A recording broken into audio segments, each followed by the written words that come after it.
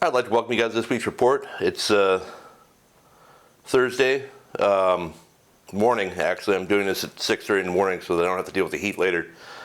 We got a lot of stuff going on this weekend, and weather-wise, but we do have a lot of good fishing. So I think that the weather we've got coming up here from the south, Hurricane K, is going to probably affect us on Friday and Saturday and maybe into Sunday. But those types of storms are pretty unpredictable, so we might get some windows or it might just be blown out all weekend. But before I get into the actual report, I'd like to take a moment to look at the weather. Right here you can see the weather for the weekend coming up here. So we're at Thursday. Pretty calm overall right now. See a little bit of west wind in the afternoon, which will hopefully be good for me fishing PV. Into Friday, we got west wind in the morning, and then we get this offshore blast coming at the leading edges. I mean, that orange is 20, 30 knots. Here comes a lot of purple. It's 40 knots. That's going to blow through Clemente and Cat, and then by the end of the day, Friday, Saturday, we're going to have 20 plus knots of south wind everywhere, which is makes for really rough water. So that backs off into Sunday, but it's still going to be pretty rough out there, and I would recommend not even trying to go anywhere very far on Sunday. Maybe fish the coast, something like that. Into Monday, it should improve a bit, and by Monday afternoon, we go back into our west wind normal pattern here, afternoon west wind, and then Tuesday kind of resumes our normal pattern. So hopefully the fishing stays good and the weather stays good the rest of the week. All right, with the bad news out of the way, let's talk about what's actually happening and head up to the Channel Islands. Sea bass bite up there kind of dropped back off. They're getting one now and then, some halibut, calicos, stuff like that. I talked to Party Cat Pat, who runs the Aloha Spirit, and he went offshore yesterday, and they went 2 for 3 on Dorado, and hooked and lost some bluefin as well. Those fish are actually up there in that full day, leaving the morning kind of range of Channel Islands, Harbor and Ventura, and they. He said those Dorado were within 20 miles of the harbor mouth, and the bluefin were about 30, 35 miles, so a little bit longer run for those. But he said he saw a ton of fish up that way, but there's a lot of bait. So hopefully those Dorado will do what the Dorado down here did, and once they get settled in, they'll start biting for those guys.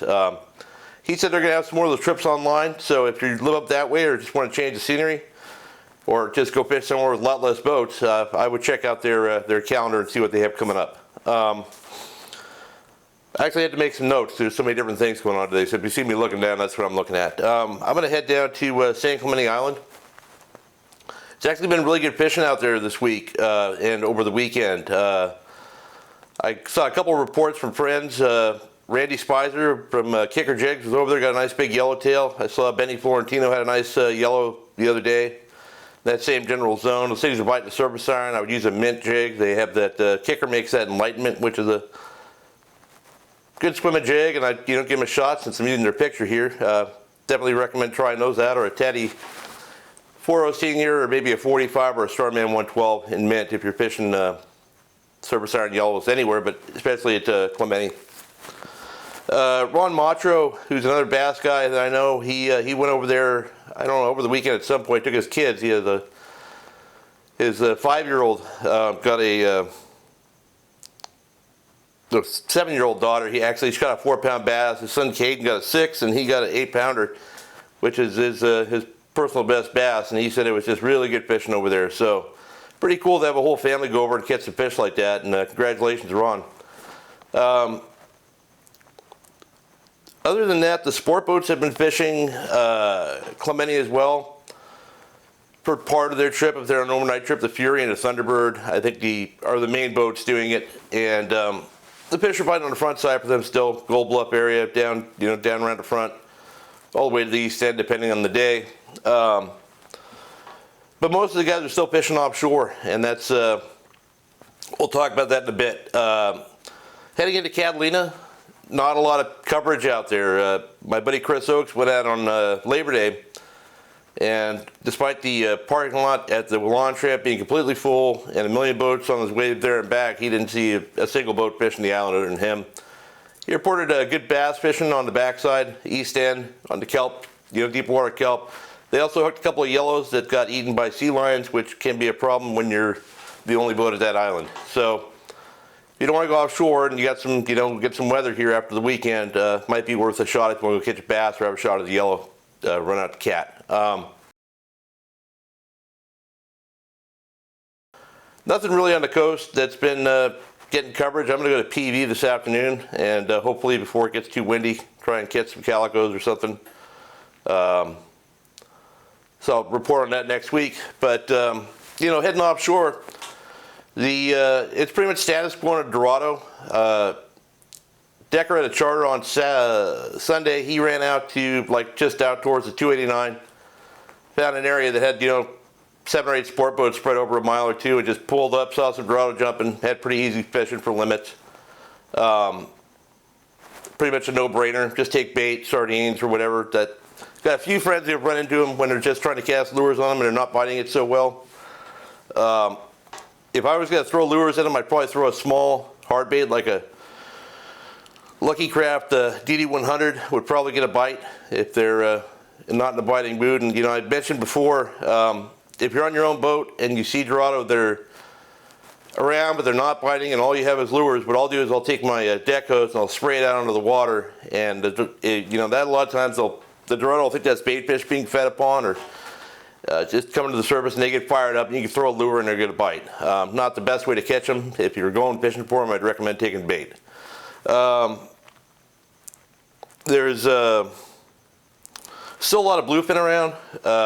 My buddy Jonathan, who's just texted me, he's heading out again this morning, was out, I think, on Saturday or Friday last week, and said it was the best bluefin fishing he's seen yet as far as eating the top water and stuff goes. They were actually getting to the point where once they had limits, they were switching over to single hooks and releasing fish in the boat, and he was just a couple miles off cat. Basically a different spot of cat, but basically the same program I talked about last week about just running that fathom curve and finding those fish. They're still there. I'm sure I'll find them again today.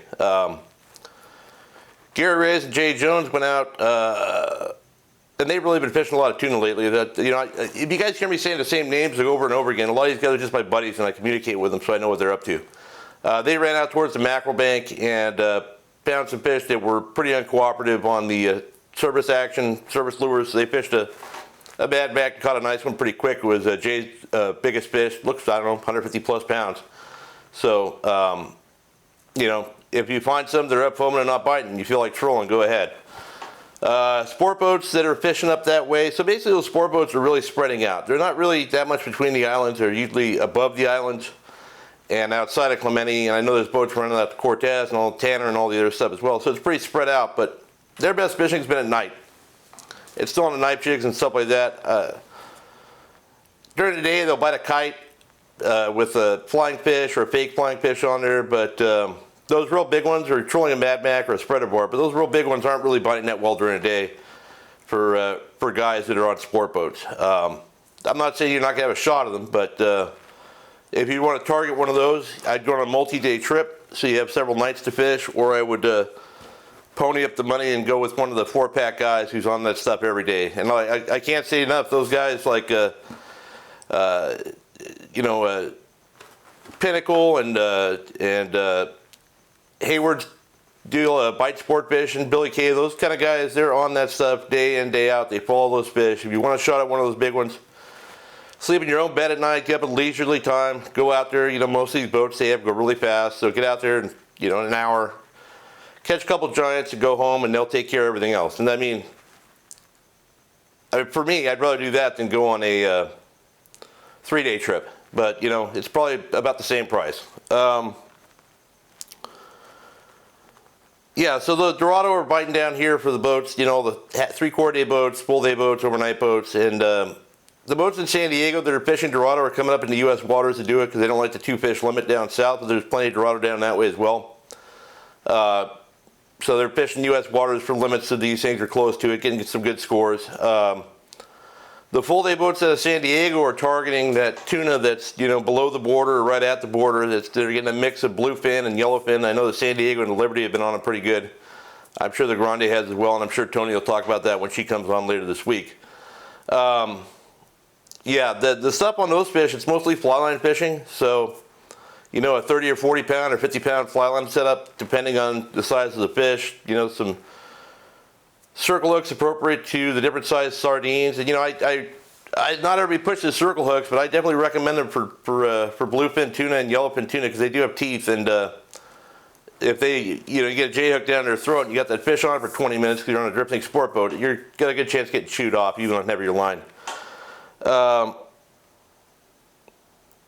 Yeah, that's I'm sure for games. Oh, there's a lot of marlin around right now. They have the Masters tournament is starting tomorrow, and they had to cancel Saturday because of the weather. And Jimmy and I were going to fish on a bigger boat this year, but the boat ended up getting stuck in the yard, so we were going to fish on his boat. And after looking at this weather, it's not going to be possible for us to fish it on the center console. I mean, it's going to be Friday's going to be very rough. Saturday's going to be unfishable. So that doesn't mean the marlin aren't here, though. There's Cody Merrick, the guy who saved me when I ran out of fuel the other day. Went out and went 4 for 6 on a skiff yesterday, which is, I mean, I've never had that good of fishing on a skiff up here when fishing marlin, so that's pretty incredible fishing. And oh, by the way, if you guys remember me running out of fuel, I actually didn't.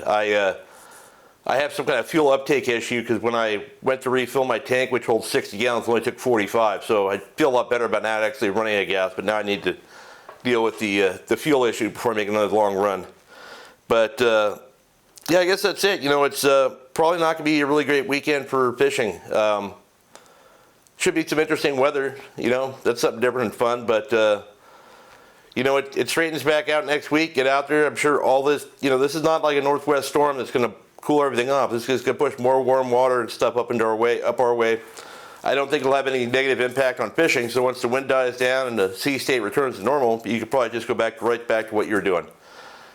But anyway, as you can tell, I've had too many cups of coffee, a little fired up this morning, but I'm hoping that this hot temperatures finally break and we can go back to having some semblance of a normal life. And hope you guys will have a good weekend and good luck if you go fishing.